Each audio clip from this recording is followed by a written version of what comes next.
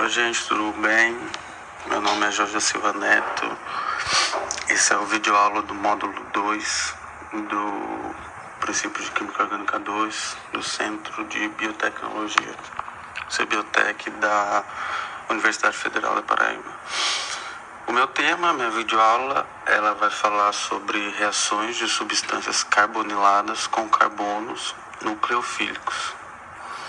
Através disso, vou mostrando algumas reações e explicando um pouquinho da teoria. Vamos lá começar. Aqui no slide 2, que esse é o primeiro slide da apresentação, a gente vai para o slide 2, começar com uma pequena introduçãozinha que falam das poucas reações em química orgânica resultam na formação de novas ligações carbono-carbono. Então, a adição nucleofílicos a substâncias carboniladas é um exemplo de uma reação que forma uma nova ligação carbono-carbono. Então, poucas reações, como já foi dito, resultam em formação de novas ligações, que consequentemente essas reações são muito importantes para os químicos orgânicos sintéticos, quando precisam sintetizar moléculas orgânicas maiores a partir de menores.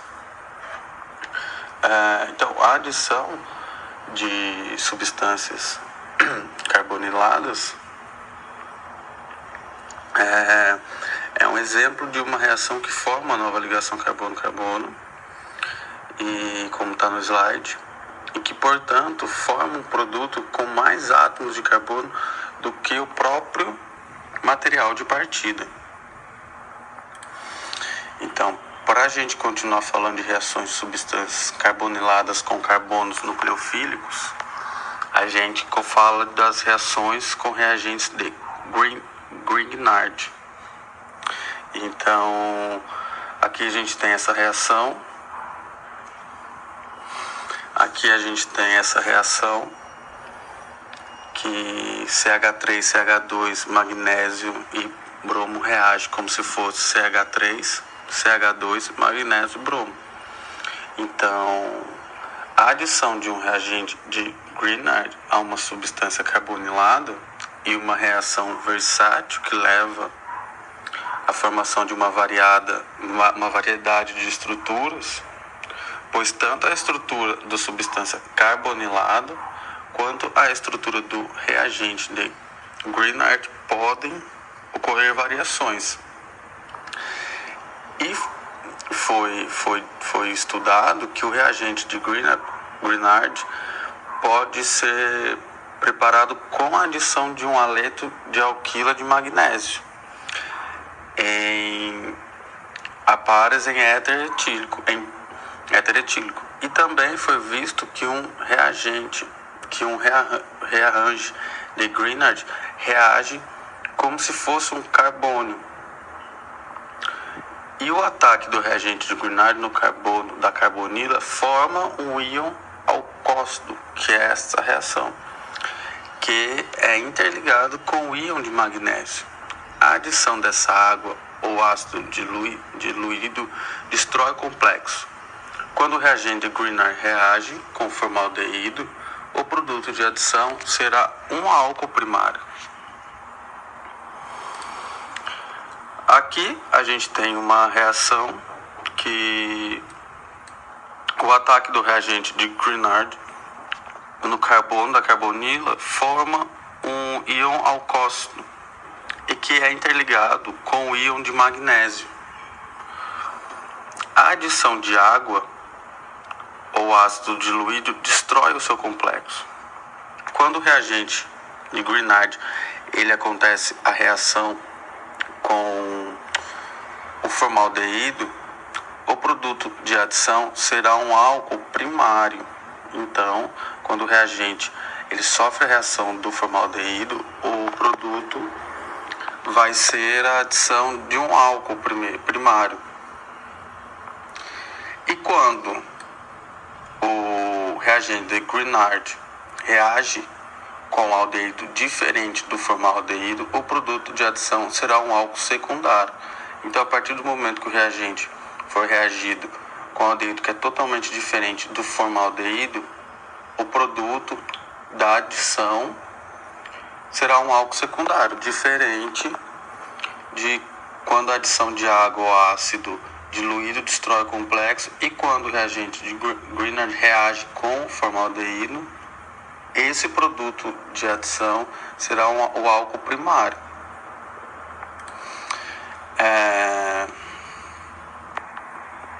E aqui nessa outra reação, que é o exemplo do álcool terciário, que a gente falou do secundário e do primário, aqui nessa reação, quando um reagente de Grignard reage com uma acetona, o produto de adição será um álcool terciário, que é diferente do álcool primário, que reage com formaldeído. O produto de adição será um álcool primário. E como secundário, que é o produto de adição, será um álcool secundário quando reage com aldeído diferente do formaldeído. Então, o álcool terciário é quando um reagente reage com uma acetona e o produto de adição será sempre o álcool terciário. Aqui nas reações, aqui nos reagentes, das reações com reagentes de Grignard, substâncias carboniladas de classe 1 e 2, além de reagires com aldeídos e cetonas, substâncias carboniladas da classe 2, acontece que os reagentes de Grignard reagem com substâncias carboniladas da classe 1. Então, substâncias carboniladas têm grupos que podem ser substituídos por outros grupos. As substâncias carboniladas de classe 1 sofrem duas reações sucessivas, ou seja, elas sofrem duas reações sucessivas com o reagente de Grignard. Um exemplo que a gente pode citar e pode exemplificar é quando um éster reage com um reagente de Grignard. Ou seja, a primeira reação é uma reação de substituição nucleofílica acíclica, uma vez que um éster, diferentemente de um aldeído ou cetona, tem um grupo que pode ser substituído pelo reagente de Grignard. Ou seja, esse produto da reação com o reagente é uma acetona. Continuando aqui, a reação também ela não pode parar no estágio da acetona, senão ela não continua a reação. O porquê? O porquê disso é que as cetonas elas são muito mais reativas que os ésteres perante qualquer ataque dos nucleofílicos. Ou seja, a reação da cetona com uma segunda molécula do reagente de Grignard forma um álcool terciário, como a gente disse no outro slide. E como o álcool terciário é formado como resultado de duas reações sucessivas com o reagente de Grignard, o álcool tem dois grupos idênticos ligados ao carbono terciário. E agora a gente vai para outro slide aqui. E nessa reação, como temos, é um mecanismo para a reação de um éster com o reagente de Grignard, como foi dito e explicado acima, onde o éster, que é o produto de substituição, o éster, que é o reagente, com o produto de substituição nucleofílica da cetona, o produto de adição nucleofílica que vai formar o álcool terciário. E os alcoóis terciários também são formados pela reação de dois equivalentes de reagentes de Grignard, como um haleto de alcila. E teoricamente, podemos deter a reação no estágio da acetona, porque uma acetona ela é muito menos reativa que um haleto de acila. No entanto, o que acontece é que o reagente de Green é muito reativo, mas tal reação com acetona pode ser impedida em condições reacionais muito bem controladas. E como foi dito, teoricamente a gente pode deter a reação no estágio da acetona, porque uma acetona ela é muito menos reativa que um haleto de acila. E existem caminhos melhores para sintetizar uma acetona. E aqui a gente começa a falar um pouco das reações com íons acetileto. Vimos que um alcino terminal pode ser convertido em íon acetileto por uma base forte, ou seja, fica CH3C com CH com NaNH2 sobre NH3 que reage com CH3CC.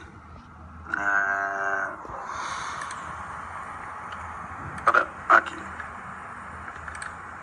Então, ou seja, um íon acetileto é outro exemplo de um carbono nucleofílico que reage com substâncias carboniladas, ou seja, o exemplo do íon acetileto ele vai reagir com o carbono nucleofílico com as substâncias carboniladas.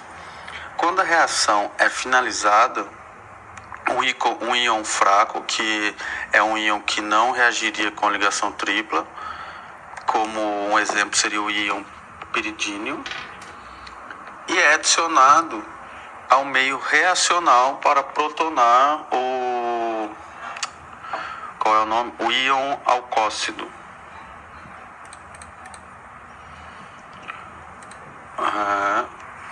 E agora aqui a gente também começa a falar sobre as reações com o cianeto de hidrogênio, que o cianeto de hidrogênio se adiciona aos aldeídos e acetonas para formar as cionidrinas.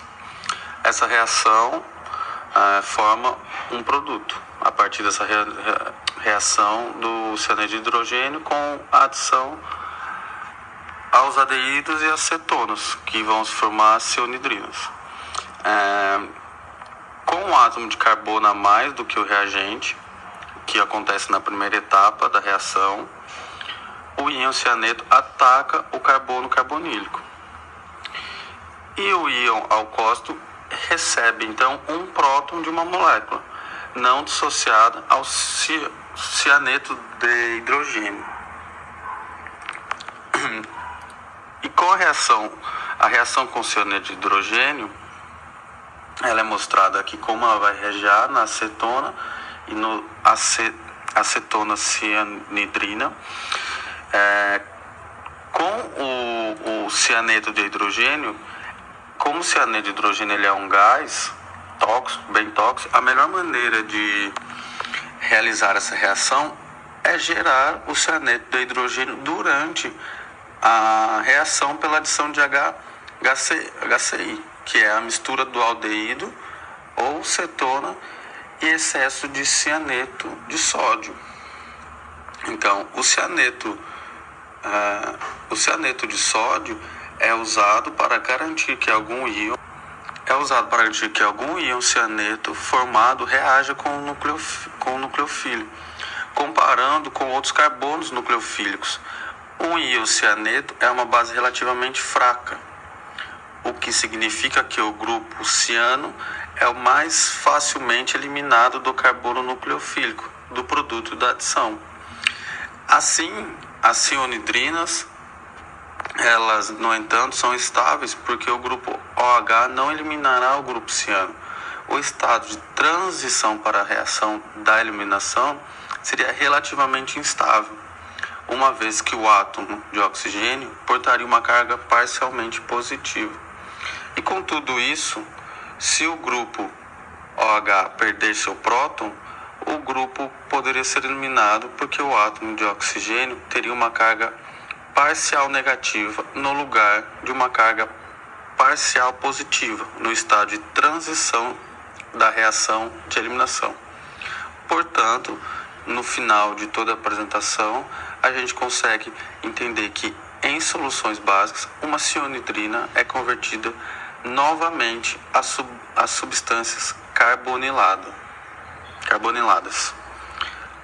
Então essa fica a minha breve videoaula sobre